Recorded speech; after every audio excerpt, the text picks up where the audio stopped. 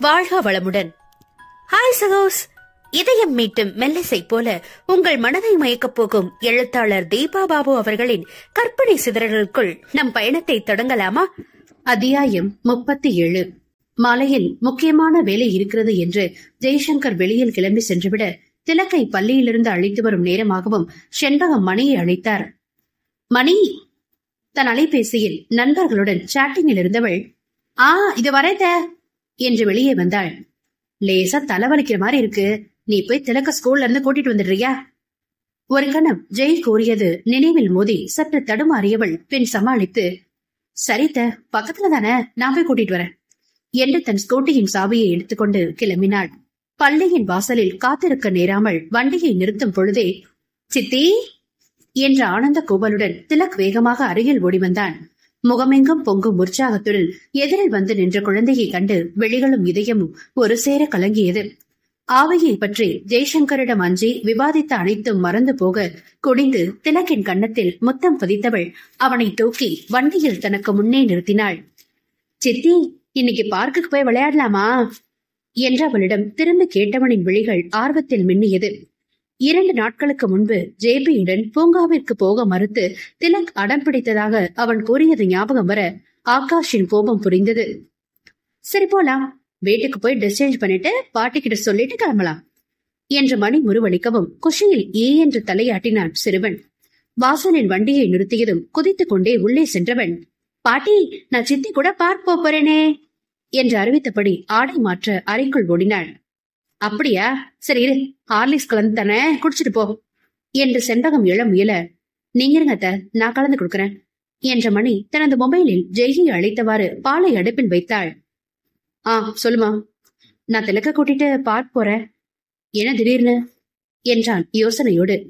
இல்ல, விளையாட போகலாமான்னு அவனாதான் என்கிட்ட ஆசையா கேட்டான். சரி, பாத்து ஜாக்கிரதையா போயிட்டு வா, ஒன்னும் டென்ஷன் ஆகாது என்ன?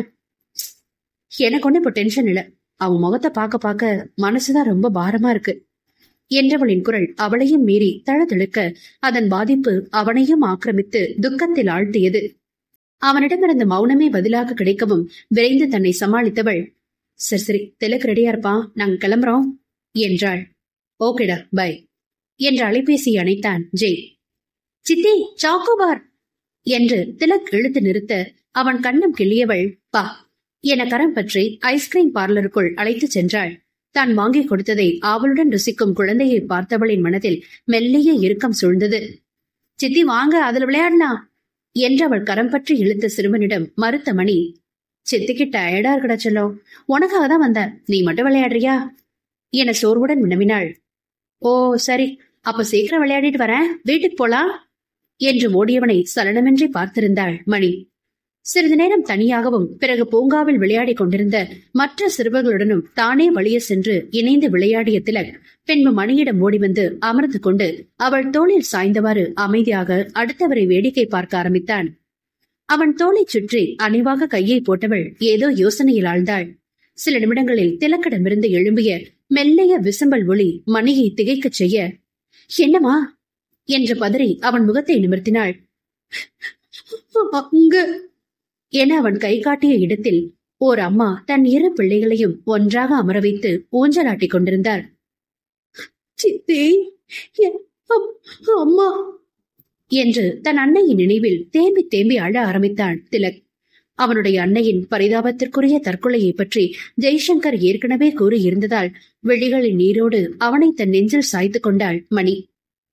அவங்க ரொம்ப பாவம் சித்தி, அந்த ஆளுங்க எங்க வண்டியை கடத்தவும் உடம்பு முடியாதவங்க, அவங்கள நினைச்சு பயந்து என்ன செய்யறதுன்னு தெரியாம கத்திய வச்சு அவங்களே கழுத்து அறுத்துக்கிட்டு செத்துட்டாங்க. வேணடா செல்லம், வேணடா, அத நினைக்காத, மறந்துடு என்று அவன் தலையை தன்னோடு அழுத்தினாள். என்னால மறக்கவே முடியல சித்தி, கண்ணு முன்னால அதுவே நிக்குது. அவங்க கழுத்துல இருந்து நிறைய ரத்தம் குபு குபுன்னு வரவும் அம்மாவை எப்படி காப்பாத்துறதுன்னு தெரியாம அப்பாவும் அலறி அடிச்சுட்டு கதர்னாரா. திலக் சின்ன பையன்றதுனால அதெல்லாம் பார்த்து வீல் வீல்னு பயந்து கத்த ஆரம்பிச்சிட்டான். அப்புறம் நான் தான் அவனை தூக்கி எனக்குள்ள மறைச்சு கட்டிக்கிட்டேன் என்று அவன் கதறி அழ மணியின் கரம் மெல்ல தளர்ந்தது. பேசுவது ஆகாஷ். ஆனா அது கூட நல்லதுதான் சித்தி. அந்த ரவுடிகள்கிட்ட மாட்டி என்னையும் அப்பாவை மாதிரி பல கொடுமைகளை அனுபவிக்காம அம்மா எப்படியோ அந்த ஒரு வழியோட இறந்து போயிட்டாங்க என்றவளுக்கு அவர்களை தற்கொலை செய்து கொள்ள தூண்டிய உண்மையான காரணம் என்னவென்று தெரியுமாதலால் அத்தகைய மனிதர்கள் என்ற போர்வையில் உலவும் மிருகங்களை எண்ணி அருவருப்படைந்தாள். எங்களை கொஞ்சம் கூட பாவமே பார்க்காம ஏன் சித்தி அவங்க அப்படி கொடுமைப்படுத்தினாங்க? யாராவது பரிதாபப்பட்டு விட்டிருந்தா நாங்க எங்கேயாவது போய் நல்லபடியா வாழ்ந்திருப்போல என்றவனின் கேள்வியில் வேதனை அடைந்தவளுக்கு பதில்தான் கிடைக்கவில்லை. தன்னை மறந்து தன் மனதை வெளிப்படுத்திக் கொண்டிருந்தவனை எச்சரிக்க வேண்டி இருந்ததால் அதிலிருந்து அவனை மீட்கும் பொருட்டு பேச்சை மாற்றினாள் மணிகர்ணிகா. உனக்கு அதெல்லாம் இன்னும் ஞாபகம் இருக்கா திலக் என்றவள் திலக் என்னும் பெயருக்கு கொடுத்த அழுத்தம் சிறுவனை உரையச் செய்தது. அசைவின்றி சிலையாக இருந்தவனின் நிலை உணர்ந்து அவன் முகத்தை நிமிர்த்தியவள் தன் ஷாலால் அவனுடைய முகத்தை மென்மையாக துடைத்து விட்டாள். இங்க பாடா கண்ணா, ஒரு நிலைமைக்கு மேல நம்ம வாழ்க்கையில நடக்கிறத மாத்திர அதிகாரம் நம்ம கையில இல்ல. அதோட போக்குலதான் வாழ்ந்தாகணும். அதுதான் நமக்கு விதிக்கப்பட்ட விதி. இதை தவிர வேற எதையும் இப்ப உன்கிட்ட நான் சொல்ல முடியாது. சொன்னாலும் நீ சின்ன பிள்ளை, புரிஞ்சுக்க முடியாது. ஆனா ஒண்ணு மட்டும் உறுதி, உன்னுடைய சித்தப்பா உன் மேல தன் உயிரையே வச்சிருக்காரு. அண்ணாவையும் அப்பாவையும் தன்னால காப்பாத்த முடியலையேன்னு, அது நம்மோட ஒரே வீட்டுல வச்சுக்க முடியலன்னு வெளிநாட்டுக்கு அனுப்பிச்சிட்டாங்க அல்லவா? அத நினைச்சு என்கிட்ட எத்தனை முறை கண்ணீரோட புலம்பிருக்காரு தெரியுமா? என்னால அவங்களுக்கு தான் நல்லது செய்ய முடியல, அட்லீஸ்ட் திலக்கையாவது நல்லா பாத்துக்கணும், அவனுக்கு எந்த ஒரு கஷ்டமும் வரவிட மாட்டேன், விரும்புற படிப்பை படிக்க வச்சு பெரிய ஆளாக்குவேன்னு உன்னை நினைச்சு ரொம்பவும் கனவு கண்டுட்டு இருக்காரு. உன் மனசுல அந்த வேதனை சுவடுகள் இன்னும் இருக்கிறதா தெரிஞ்சா அவர் ரொம்ப வருத்தப்படுவாரு. அதனால நீ பழச மறந்து அதுல இருந்து கொஞ்சம் கொஞ்சமா வெளியில வரணும். புரியுறதா செல்லும்? திலக், அதாவது ஆகாஷ் பதிலின்றி மணியை வெறித்து பார்த்தான். அவளுடைய பேச்சு தன்னை மறந்துத்தான் உளறிக் கொண்டிருப்பதை அவனுக்கு உணர்த்த சுதாரித்தவன் அதைத் தொடர்ந்து அவள் ஜெய்யின் நிலையை எடுத்துரைக்கவும் சற்றே கடுப்பானான். அவர் நல்லவர்தான், எனக்கு புரியுது. அதுக்காக எதையும் அனுபவிக்காம யாருமே இல்லாம நான் தனிமையில ஆவியா உழவணுமா என்ன? மாட்டேன்.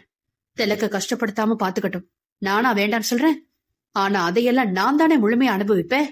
பாட்டியோட பாசம், சித்தியோட விளையாட்டு, அப்புறம் சரி ஒத்துக்கிறேன், அவரோட அன்பு அக்கறை எல்லாம் எனக்கு தான் வேணும் என வீம்பாக நினைத்தான்.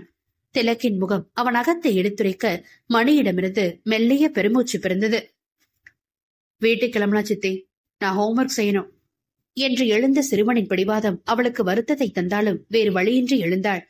தன்னுடைய வீட்டு பாடத்தில் ஆழ்ந்து இருந்தவனிடம் ஒரு பார்வையை செலுத்திவிட்டு பூங்காவில் நடந்தவற்றை அலைபேசியில் விரிவாக டைப் செய்து ஜெய்க்கு அனுப்பினாள் மணி.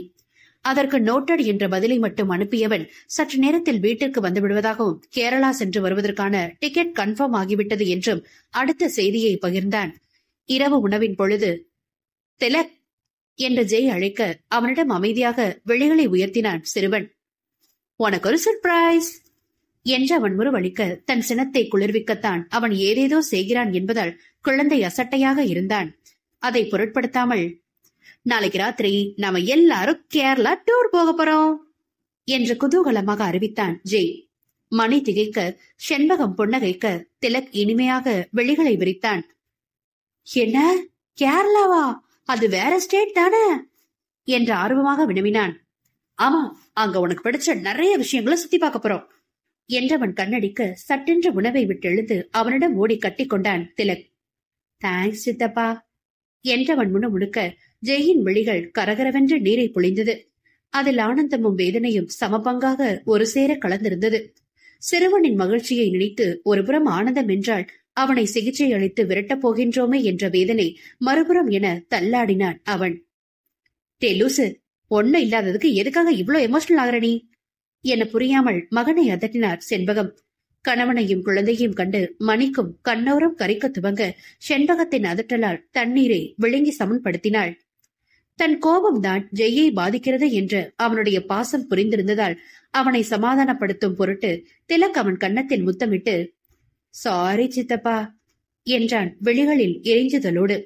அதற்கு மேல் தாங்க இயலாமல் வேகமாக எழுந்த ஜெய், நான் சாப்பிட்டுட்டேன் போதும் என்று தான் முழுதாக உடையும் முன்னர் துரிதமாக அறைக்கு சென்று கதவை அடைத்துக் கொண்டான். திலக்கின் முகம் ஏமாற்றத்தில் சுருங்க செண்பகத்தின் முகத்தில் குழப்ப ரேகைகள் சூழ்ந்தது. இருவரையும் ஒரு சேர சமாளிக்கும் வழியை தேடி தவிக்க ஆரம்பித்தாள் மணி. இவனுக்கு என்னதான் ஆச்சு? ஏன் இப்படிலாம் நடந்துக்கிறான் என்றார் செண்பகம் குழப்பத்துடன். அது அத்தை என்றவள் திலக்கை நோக்க அவன் பதிலை வேண்டி அவள் முகத்தை எதிர்பார்ப்புடன் நோக்கினான். 2 நாளா திலக்க அவன் அப்பாவையும் அண்ணாவையும் நினைச்சு ஜேபி கிட்ட ரொம்பவும் கோச்சுக்கிறான். அதனால அவர் கொஞ்சம் அப்செட்டா இருந்தாரு. இன்னைக்கு இவன் அவரை கட்டிப்பிடிச்சு முத்தம் கொடுக்கவும் ரொம்ப எமோஷனல் ஆயிட்டாரு எங்கவும் அவரின் முகத்தில் தெளிவு பிறந்தது. திலக்குடைய கோபத்தின் காரணம் புரிந்து செண்பகத்திற்கு வருத்தம் தோன்றினாலும் உலகத்தை விட்டு மறைஞ்சவங்கள எந்த மாதிரி கண்டுபிடிச்சு இவன் கண்ணு முன்னால கொண்டு வந்து நிறுத்த முடியும்? தன்னோட மகனுக்கு உண்மையிலேயே ரொம்பவும் சங்கடமான நிலைமைதான் என்று கவலை அடைந்தார். என் பேர மேல என்னுடைய பையனுக்கு அவ்வளவு பாசம், அதனாலதான் இவனோட கோபம் அவனுக்கு அவ்வளவு துக்கத்தை தருது போல இருக்கு என்று தனக்குத்தானே பேசுபவர் போல் குழந்தைக்கு புரிய வைக்க முயன்றார். திலக்கின் முகத்திலும், அதாவது ஆகாஷின் அகத்தில் தன் தவறை உணர்ந்த புரிதல் தோன்றியது. நட்புகள் எல்லாரும் நம்ம சேனலை மறக்காம சப்ஸ்கிரைப் பண்ணுங்க, கதையை கேளுங்க, லைக் பண்ணுங்க, கமெண்ட் பண்ணுங்க, பிடிச்சவங்க ஷேர் பண்ணுங்க. நன்றி.